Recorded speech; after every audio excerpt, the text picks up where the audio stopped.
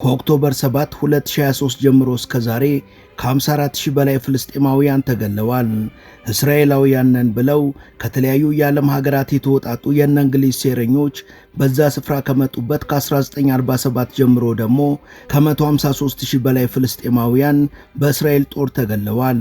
ዛሬም ከ400 በላይ የምግብና የተለያዩ እርዳታዎችን የጫኑ መኪኖች ግብጽ ድንበር ላይ ቆመው የእስራኤልን ይሁንታ እየተጠባበቁ ይገኛሉ።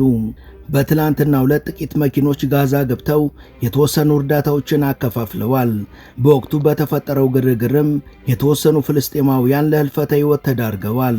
በሚደረገው እርዳታ ዙሪያ አስተያየታቸውን የሰጡት የእስራኤሉ የደህንነት ሚኒስቴርም ለፍልስጤማውያን የምግብ እርዳታ ሊሰጣቸው አይገባም፣ ለነሱ የሚገባቸው ጭንቅላታቸው ላይ ጥይት መተኮስ ብቻ ነው የሚል በርካቶችን ያስቆጣ ንግግር ተናግረዋል።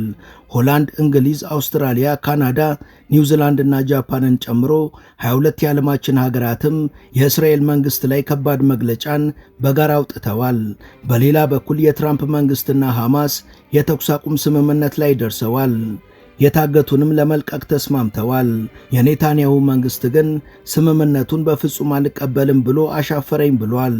ካሳለፍነው ሰኞ ጀምሮም የኔታንያሁ መንግስት ላይ ከባድ ተቃውሞ በቴል አቪቭ ከተማ ተቀስቅሷል። ሙሉ ታሪኩን በመሿለኪያ ቲዩብ ያገኙታል።